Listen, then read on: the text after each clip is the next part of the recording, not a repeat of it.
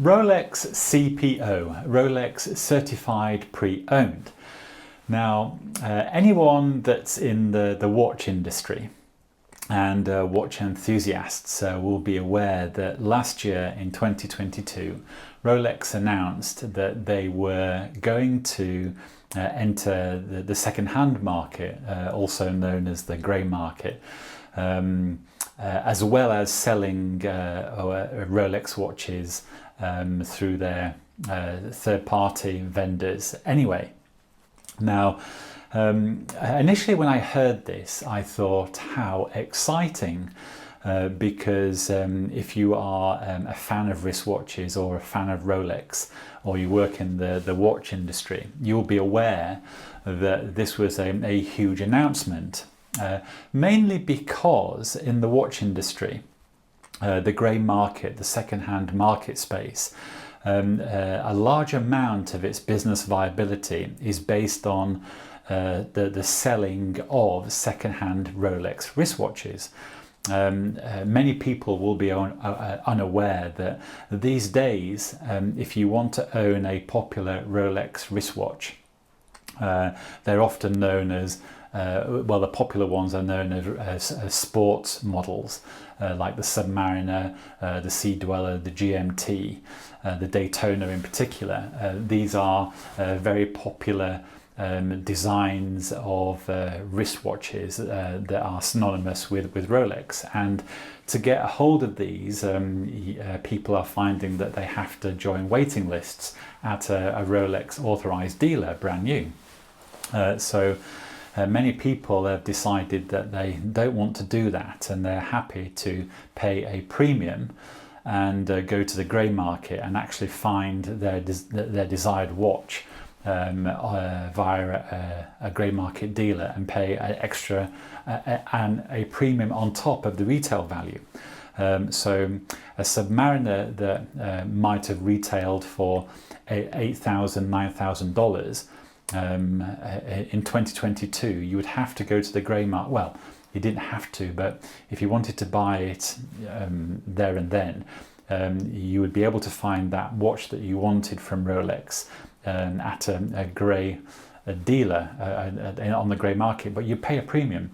And I think a Rolex watch that would retail for about $9,000, you would find on the grey market for about $15,000. So, this is 100%, 50% markup. This is a massive premium that you are paying to own something that is available to the general public but isn't available to you. So you've had to go to the grey market and find that watch that way. Now, to someone like me, a business consultant, I found it remarkable that a customer would make the decision to want to pay more money than the retail price to get hold of the watch that they wanted. So it instantly sparked, an interesting thing for me, and it was more a source of entertainment, listening to people talk about how much money they've had to spend buying a Rolex Daytona. How many more thousands of pounds on top of the retail value that they would have to find to get hold of this watch that they wanted. And I thought to myself, well, why would you do that? But if the person was, buying the watch because they knew of someone or they had a customer that was going to pay them more, what you've done just then is create a business incentive, a business case, to buy the watch and sell it on. And that's exactly what grey market dealers would do. They would either find someone that had just bought a brand new Rolex from an AD, offer them $1,000 or £2,000 more, and then sell it to someone else for another £1,000 or £2,000 more. And that's the grey market. So grey markets appear all over the place. For example, with the high-end sports cars. Apparently, you can't just go and buy a Ferrari or a Bugatti these days. You have to order it, and it could take a long time. If you want the desirable car there and then, you have to go to the grey market and pay the premium on obtaining it. So Rolex is that. Um, the commercial environment, the business environment is that you, if you're just a member of the general public, going into an authorized dealer and trying to buy a product is challenging, because most people will be faced with, we don't have that product, sir or madam, and you'll have to be on a waiting list, or we'll have to think of some other reason why we might sell it to you. So yeah, so someone like me never thought, I wanted to do that. I imagine if someone came to me and said, hey Stephen, I will pay you X amount for this watch, and if I thought to myself that if I receipted that X amount and then I could buy the watch for a much lesser amount, creating a profit, I'd be motivated to do that. And I'm sure that I would do that, but I didn't do that, and there's a lot of work there. Anyway, Rolex has announced and has gone into the grey market space. So what that means is that Rolex, via its authorized dealers, will sell brand new watches, but it also is going to offer second-hand Rolex watches, to the same customer. And one of their authorized dealers, Bukhara, I think it's Bukhara, I think they've already started offering the grey market service. If you are the owner of a Rolex watch and you don't want to sell it privately, you simply want to sell it to a dealer, you can go into a Rolex authorized dealer if they participate in Rolex pre-owned, and Bukhara, I believe, do. And they will make you an offer for that Rolex watch. They will then service that watch and certify it's genuine and it works fine to their specifications. They will then sell it on. So Rolex is becoming a brand new vendor and a second-hand vendor of their product, which is very, very interesting.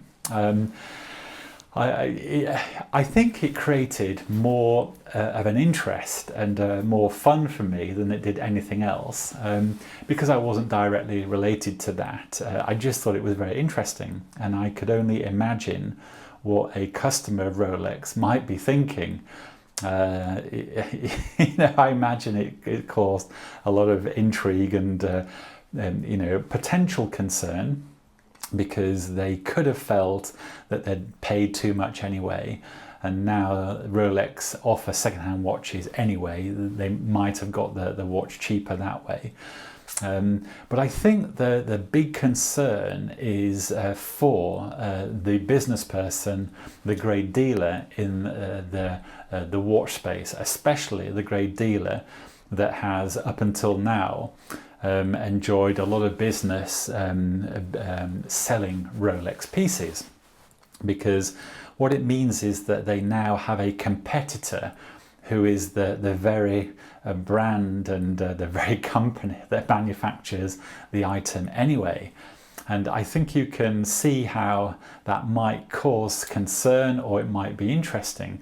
Will it diminish some of the stock that they get anyway, or will it impact the prices to a point where they're left with very small amounts of profit or zero profit? So the business case has been removed. I actually think that the latter point is probably the one that's the most concerning, because without you making a decision about it, if you are a dealer and up until now you've made your business value build proposition is based on the fact that you've been able to buy second-hand Rolexes and sell them on to the retail market, you are aware that a competitor, a big competitor, has entered that marketplace, and they might be very competitive against you, and so you have a business problem there. Now, how that will unfold, I imagine that everyone's waiting to see. Now, someone like me, I don't really want to wait and see. I want to be able to understand the mechanics of the business operation and then arrive at my own conclusions that I think will be a very likely outcome of this business change, this additional business item in the industry. Rolex selling their own product, but offering to buy second-hand Rolex watches and then sell them onto the retail market. Now, I have a feeling that first of all, you can look at the retail market space.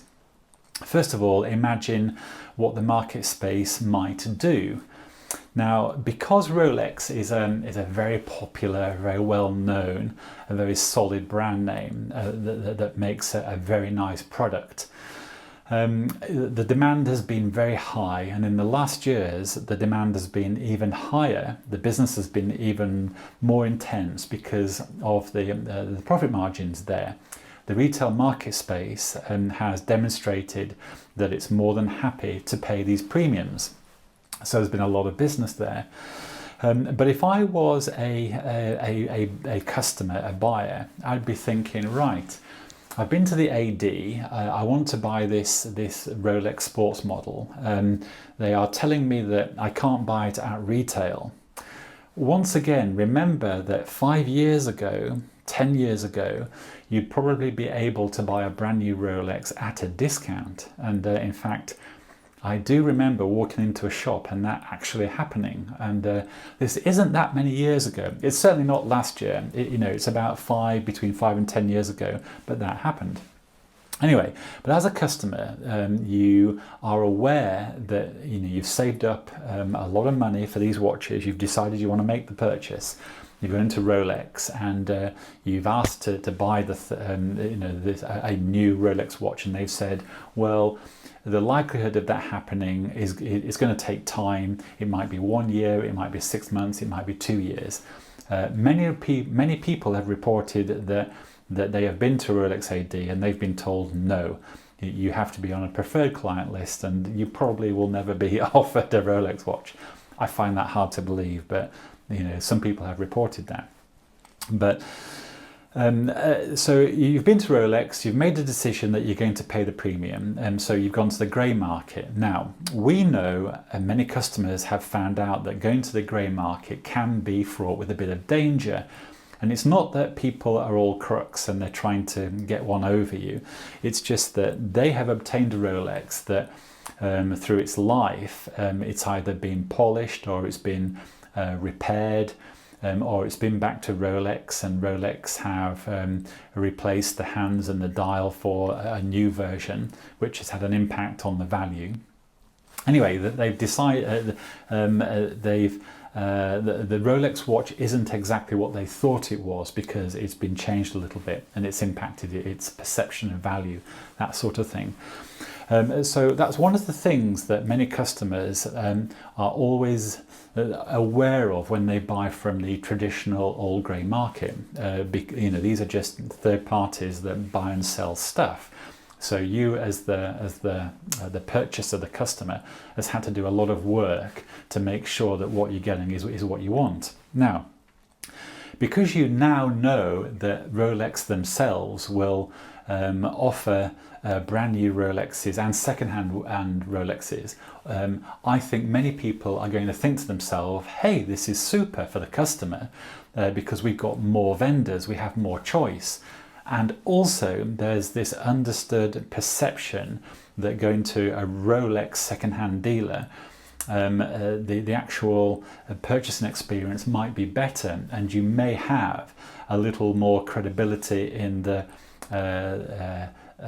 quality of that watch, and also you've got Rolex's own guarantee. It's certified pre-owned, and it comes with a little hand tag and probably a new box and a little thing saying that this is a genuine Rolex product and it's been serviced and it's great. Now, I imagine that a lot of Rolex enthusiasts, a lot of Rolex customers are going to prefer buying their brand new Rolex and second-hand Rolex from a Rolex authorized dealer, because you get all the Rolex paraphernalia with it. And if you're an enthusiast in wristwatches, or even if you are just wanting to spend a lot of money on a very high quality product, you might fancy that as the preferred option to buy the product. So Rolex has come along and they've gone into the marketplace, they've gone into competition with third parties that have helped build them and support them as a brand. So a little bit of me thinks to myself, it's a little bit like Rolex themselves have decided to bite the hand that also feeds them. There's a little bit of that there. So, you know, you have to think about it. And I imagine that the customer will be thinking to themselves, you know, this is great. I am going to pursue the purchase through an authorized second-hand dealer, Rolex certified pre-owned. So that is competition, and that will impact the grey market, I believe. Now, in this video, I think I really wanted to make that point. This is a customer perspective of Rolex's announcement of the CPO program, the Rolex second-hand program. I think that the customer is going to want, is going to prefer going to a Rolex AD to purchase that watch. Now, if the value of those watches is always higher than the traditional old grey market, yes, you've got a straightforward possibility there that the customer, even though they've referenced the Rolex authorized dealer, they have actually made the decision to go to a third-party grey market dealer and get what they want that way, paying less money for it. So that's something that could happen. And Rolex might choose to do that to support the grey market space that they know is there, but also they will be able to add some value in the watches from the Rolex second-hand dealer are known to be more expensive because they are Rolex certified pre-owned. So that's how it might work. And at that, I'm going to say, I'm going to end this video and leave that there. Because you can see, you know, this chatting about Rolex and what Rolex is doing, you know, it's a big subject, and there are so many customers, people out there that really like Rolex, that like the industry, that are part of the industry, and I'm sure that they are as interested and as inquisitive as me. So it's going to be very interesting. And I will come back and chat again about Rolex. I've got a lot more things to say. Anyway, at that I shall say goodbye, and I will see you again.